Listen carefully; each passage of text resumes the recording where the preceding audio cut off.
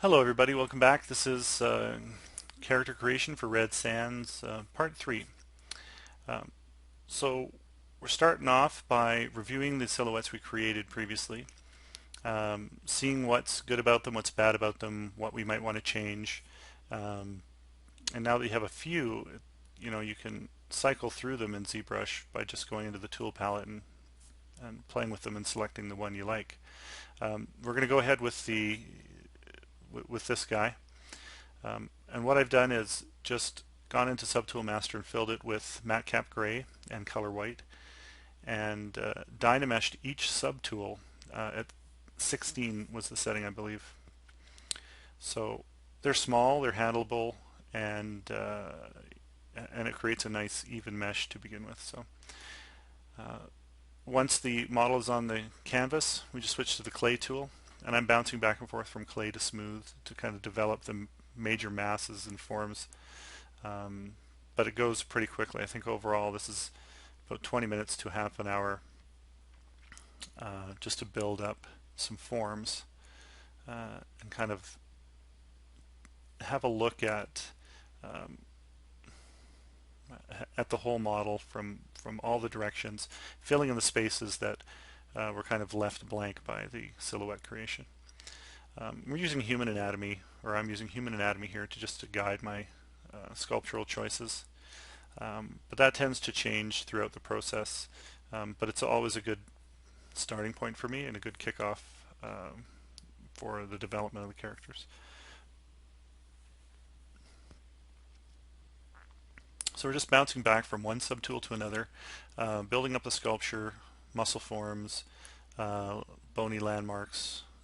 There we're doing the elbow, um, and pulling muscles from insertion point to insertion point, kind of playing with a little bit of layout. I really like the clay brush, the way it um, lays material down. It has a bit of planarity to it with a nice drop off, and you're able to start to develop some planes in the sculpture that read really clearly um, without having to flatten anything. It just does it. Um, so you're building up and pressing Alt and pushing in, bouncing from one subtool to another just by Alt clicking on those subtools, and dealing with transition issues from one to another. Um, and it works pretty quickly with it visible here and just moving back and forth. You really can address a lot of issues quickly. But I like to leave all those components separate at this stage, mostly for just accessibility. I want to be able to shut stuff off, move them around, and continue to play loosely while you build up volumes that were not addressed in the silhouette stage. So it actually goes pretty fast. Now we get down to that knee, that crazy dew claw area, and I just start to work in sort of muscle structures directionally. Striations in the muscle, or that strata, really helps me to determine directionality, where I want compression to be, where I want maybe future skin wrinkles to be. And I just sort of addressing those issues as I go. Um, and I kind of like that I'm able to do that from component to component. Because, I mean, at this stage it's going to be messy, and you're just laying up material, building up forms loosely, and letting the light play off the surface so you can tackle um, all that shape creation. This is still going to be this double knee area is going to be interesting, and I think even after this particular development, I'm going to have to go back and check how this is really going to work, because as I was sculpting, I want to web. I had this urge to web across from the edge of the large dew claw back to the sort of mid shin, and kind of create an element there that was transparent. So and now that I'm watching and narrating this, I think I've got to go back and do that in part 4 when we get into some more active details. But here we're just packing out areas, transitioning from one subtool to another, and that helps too when we do get to dynameshing these components together. There's more of a smooth um, uh, Dynamesh reads that area more smoothly, so you get less deformation, less strange mesh creation in those areas. But when we do group these elements, or when we do our next remeshing or dynameshing, I always turn projection on.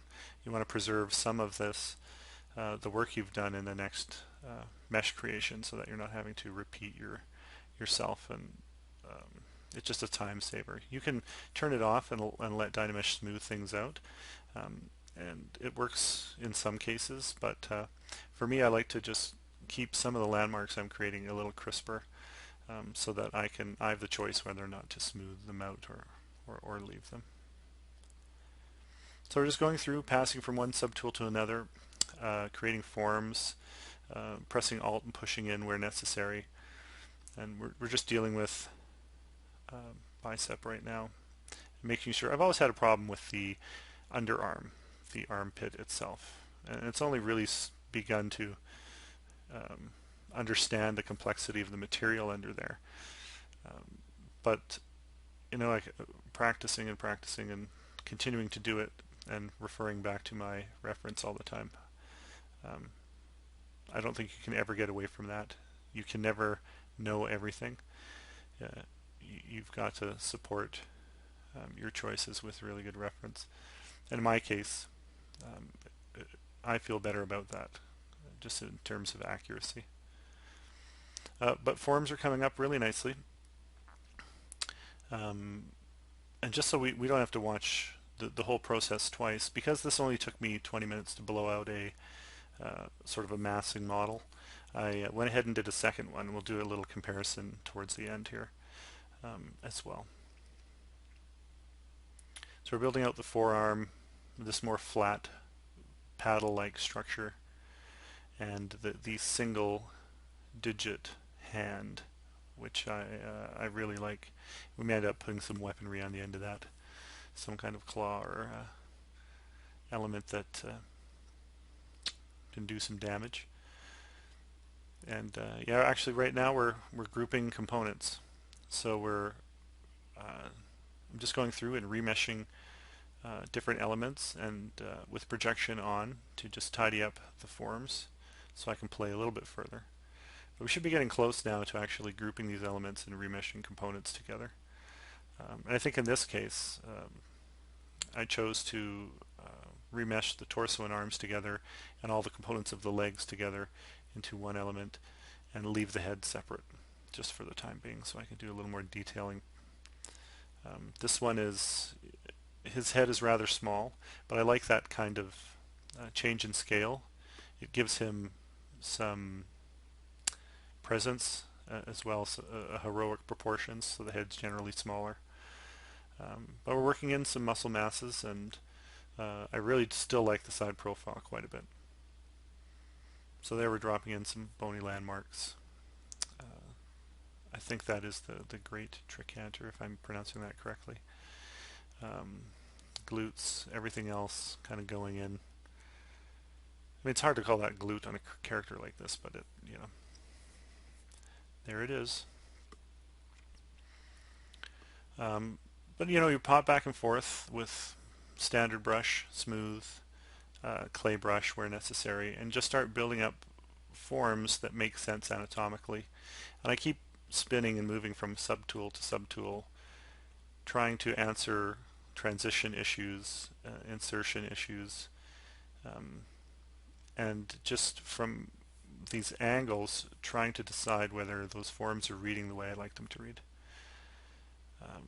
It's going to be interesting, actually. And the back of the legs, these areas of the knees that I knew would be difficult anatomically to finish, are proving to be just that, a little bit difficult to figure out. But that's a challenge. and you're gonna run into them all the time. So kind of go for it and see what kind of reference I can find to support choices like that. And if I can't, I'll make it up, but it'll be based on as much reference as I can find. Yeah, so dropping in the scapula-ish area, fatty pads, the water sacs, which I think I'm going to work on a little bit more, or that I changed a lot of proportions and some elements in the second sculpt, and I think it does help to do things twice. Uh, if you can squeeze an extra interpretation out of those masses and forms, or approach it a different way, I think it makes for a better piece in the end. This often happens when you remesh. You'll get little bits left over at areas that are compressed or pinched, and you can just go in to that subtool and create, group those by, or group visible, keep the one you want and delete the hidden to kind of clean it up. And that was a little short shot of just a rendered out BPR of the base model. And this is the second version. So there was a little more inflate used here to create that second version. And I kind of like it. Well, there you go, guys. That's part 3. Part 4 is coming.